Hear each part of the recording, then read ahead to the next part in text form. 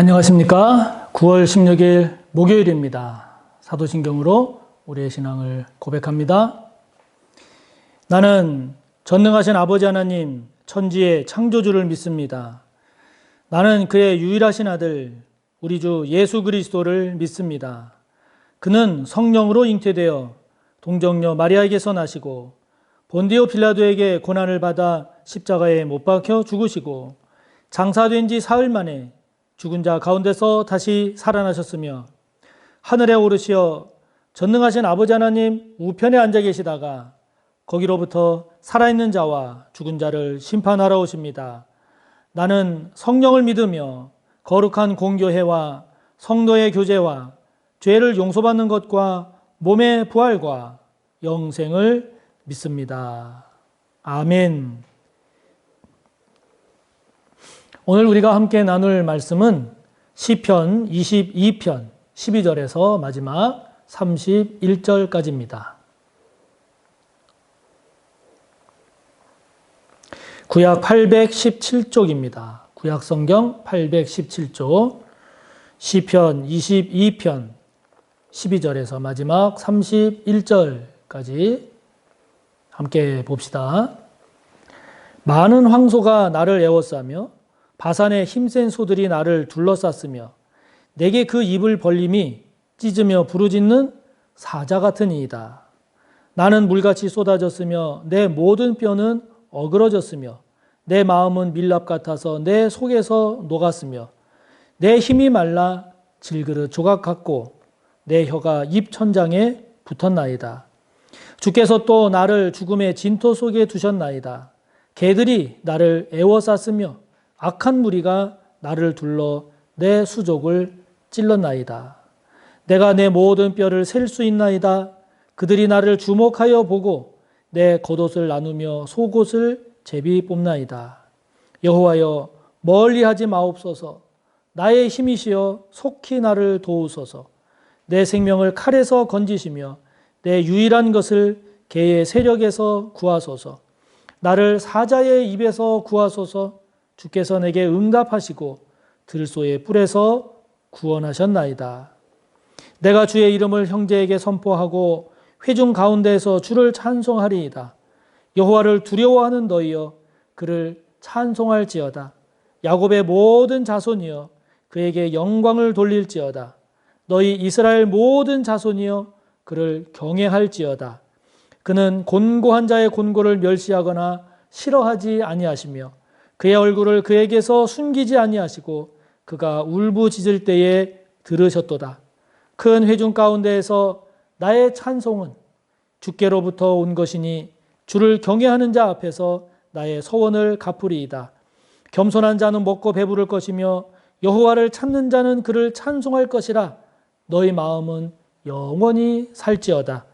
땅의 모든 끝이 여호와를 기억하고 돌아오며 모든 나라의 모든 족속이 주의 앞에 예배하리니 나라는 여호와의 것이요 여호와는 모든 나라의 주제심이로다.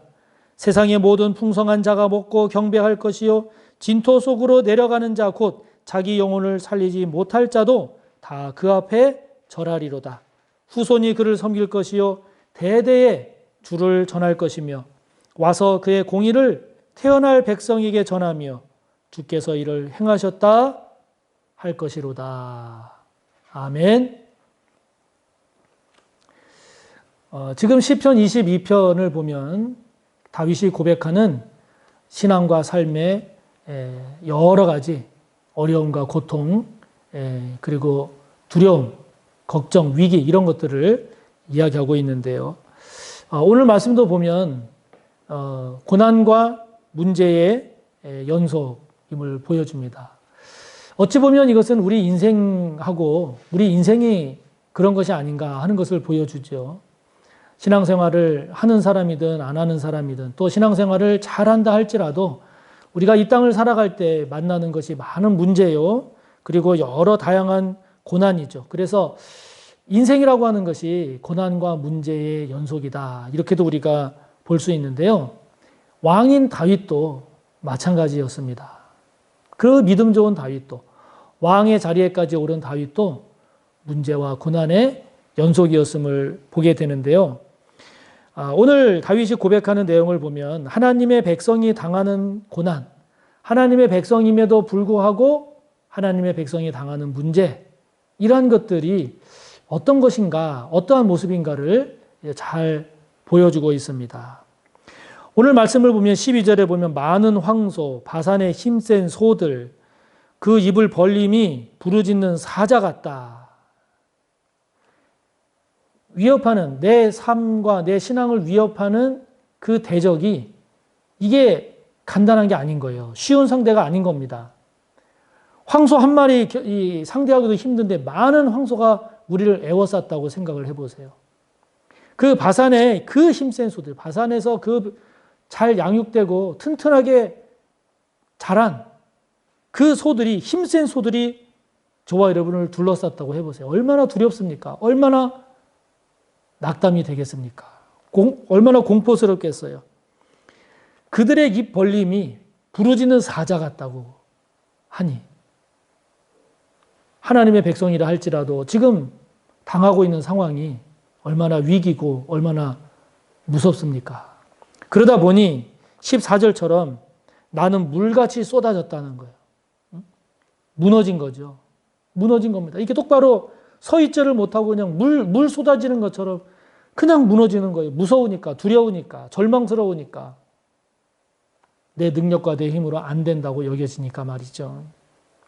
모든 뼈가 어그러졌습니다. 마음이 밀랍 같아서, 즉 양초 같아서, 초 같아서, 초가 촛물에 녹듯이, 그 촛불에 녹듯이 그냥 마음이 녹아내려져 버리는 거죠. 힘은 말라서 질그릇 조각 같고 깨지기 쉬운, 참으로 무력하고 무기력한 그런 상태입니다. 죽음의 진토 속에 놓여진 자신의 겉옷을 나누고 속옷을 제비 뽑는, 예수님이 십자가 상에서도 로마 병사들에 의해서 예수님의 옷이 나뉘어질 때 이 말씀이 응했다라고 하는 것 아닙니까? 그 수치스러운 것, 그 비참한 모습.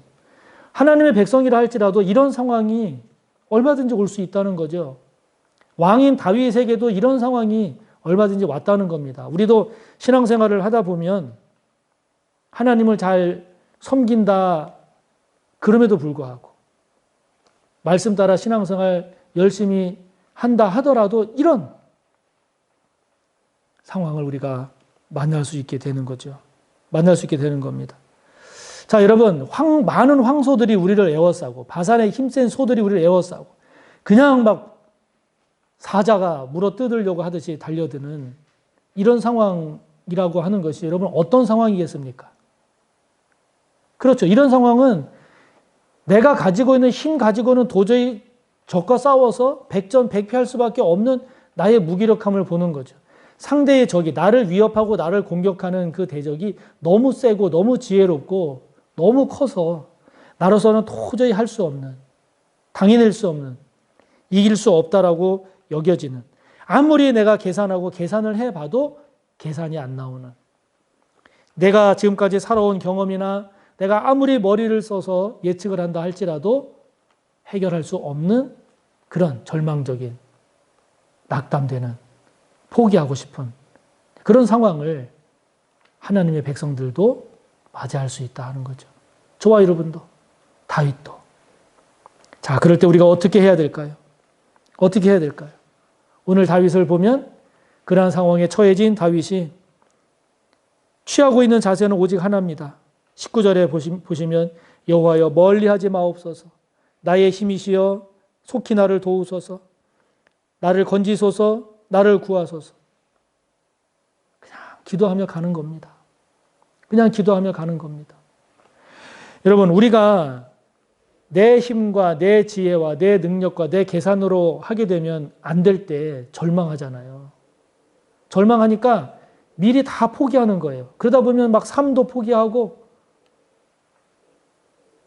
그냥 다 무너지는 거예요. 여러분, 이럴 때는 우리가 어떻게 해야 됩니까? 지금 다윗처럼 그냥 기도하며 가는 거예요. 이 말을 다른 말로 말하면 하나님에 대한 믿음을 갖고 오늘 저와 여러분이 해야 할 일을 하는 겁니다. 오늘 내가 할 일에 최선을 다하는 겁니다. 오늘 나에게 맡겨진 사명 감당해내는 겁니다. 그럼 내일 어떻게 할까요? 그건 난 몰라요. 오늘 내가 할 일, 오늘 내가 감당해야 될 것, 내가 오늘 최선을 다해야 될 것, 그거 해내는 거예요. 그래서 내일이 오면 또 하루의 일을 감당하고, 미래는 어떻게 될까요? 미래의 결과는 하나님께 맡기는 겁니다. 우리가 절망하는 것은 미래를 우리가 결정하기 때문에 절망하는 거죠. 미래를 우리가 예측하기 때문에 우리가 낙심하는 겁니다. 미래는 하나님의 겁니다. 우리가 해야 할 일은 오늘 내가 해야 할 일, 오늘 내가 주님 앞에서 감당해야 할 것, 오늘 내가 하나님 앞에서 살아내야 할 것, 이것을 잘 감당해낼 때 21절의 맨 마지막처럼 들소의 뿔에서 구원하셨나이다 고백하는 거죠. 오늘 저와 여러분이 해야 될 일이 뭐겠습니까? 어려움이 있습니까? 고난이 있습니까? 오늘 저와 여러분이 해야 할 일 잘 감당해내시고 미래를 하나님께 맡기는 저와 여러분이 되시기를 바랍니다. 이런 다윗이 마침내 고백합니다. 22절에 보면 주님을 찬송합니다. 23절을 보면 하나님께 영광을 돌립니다. 23절 맨 마지막을 보면 하나님을 경외할지어다 선포합니다. 27절 맨 끝을 보면 주님께 예배를 선포합니다. 다윗이 이렇게 고백합니다. 이렇게 선포합니다. 그 감당해낼 수 없는 위기 가운데에서도 다윗이 이렇게 하나님을 찬양하고 하나님께 영광을 돌리고 하나님을 경외하고 하나님을 예배함을 선포할 수 있는, 고백할 수 있는 이유가 뭘까요? 그 이유는 24절의 말씀처럼 하나님은 곤고한 자의 곤고를 멸시하지 아니하시고 그 얼굴을 그에게 숨기지 아니하시고 하나님의 백성이 울부짖을 때 들으시는 하나님이심을 다윗은 믿는 거죠. 개인적인 믿음뿐만이 아니라 28절에 나오는 내용처럼 이 세상의 나라는 다 하나님 것이라는 거예요. 그래서 하나님은 이 모든 나라의 주인이 되신다는 겁니다.